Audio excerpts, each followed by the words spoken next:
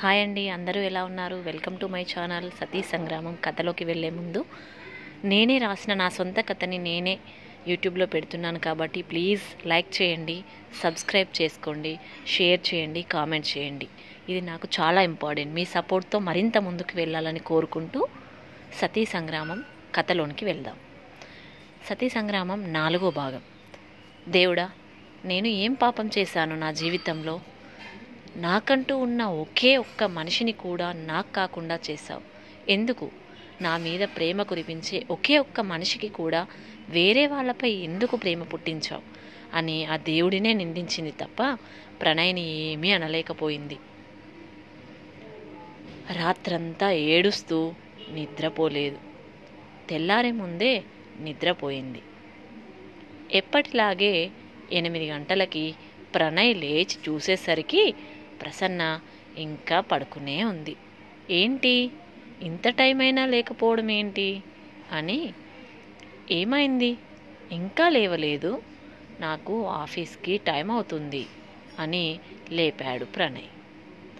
అప్పుడే భారంగా కళ్ళు తెరిచి టైం చూసి మెల్లిగా కిచెన్లోకి వెళ్ళి పని మొదలుపెట్టి గంటలోనే చకచక పనులన్నీ పూర్తి చేసి ప్రణయ్కి టిఫిన్ పెట్టింది.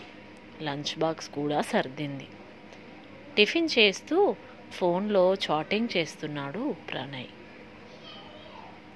తినేటప్పుడు ఫోన్ ఎందుకు ప్రణయ్ అంది ప్రసన్న.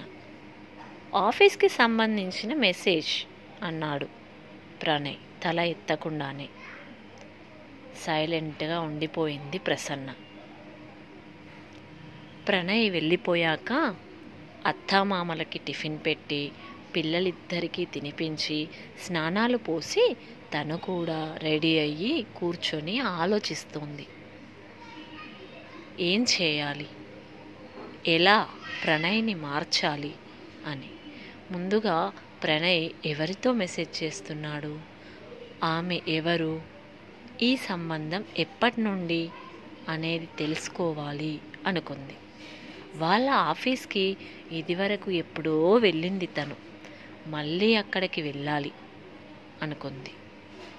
బయట పనుందని చెప్పి పిల్లల్ని అత్తమ్మ దగ్గర వదిలి బయటకి వచ్చింది. ప్రణయ్ పనిచేసే ఆఫీస్ పక్కనే ఉన్న ఆఫీస్ క్యాంటీన్లోకి వెళ్ళింది. అక్కడ ఆల్రెడీ 2 లేడీస్ కూర్చుని టిఫిన్ చేస్తూ మాట్లాడుకుంటున్నారు. ఏంటే, ఆ ప్రణయ్కి పెళ్ళి కాలేదా? ఎప్పుడు చూసినా ప్రీతితో కలిసే ఉంటాడు. నువ్వు కొత్తగా వచ్చావు కదా, నీకు తెలీదులే. ప్రణయ్కి పెళ్ళయి 2 పిల్లలు కూడా ఉన్నారు. కానీ దాదాపు 3 ఏళ్ళుగా వాళ్ళ సంబంధం కొనసాగుతోంది. వాళ్ళు పెళ్ళి కాని భార్యాభర్తలు, అర్థం చేసుకో ఇక నువ్వే. అయ్యో, మరి అతని భార్యకి తెలియదా? వంటింటి కుందేళ్లకు భర్త బాగోతాలు ఏం తెలుస్తాయే? మరి ప్రీతికి కూడా పెళ్ళయింది కదా, తన భర్త ఏమనడా? వాడెక్కడ ఉన్నాడు? ఫారిన్కి వెళ్ళాడు. దానికి పెళ్ళైన 1 రోజులకే వెళ్ళాడు. 6 నెలలకు ఒకసారి వస్తాడు.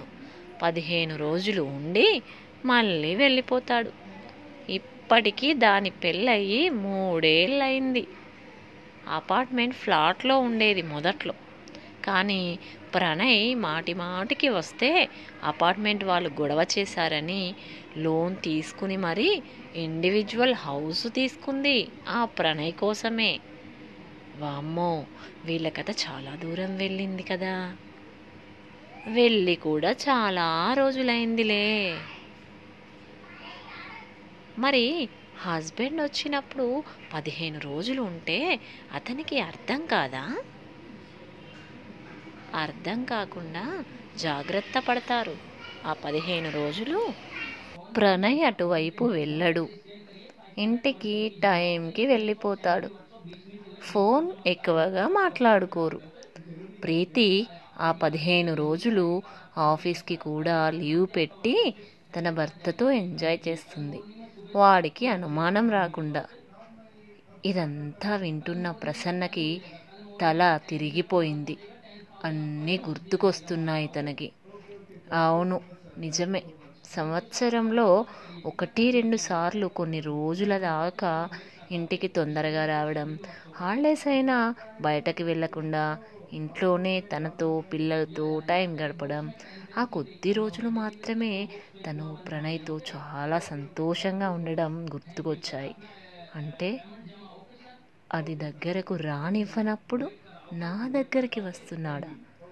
ఆ ఆలోచన రాగానే కళ్ళల్లో నీళ్లు చివ్వున చిమ్మాయి ప్రసన్నకి. సశేషం తర్వాతి భాగం రేపు. Thank you.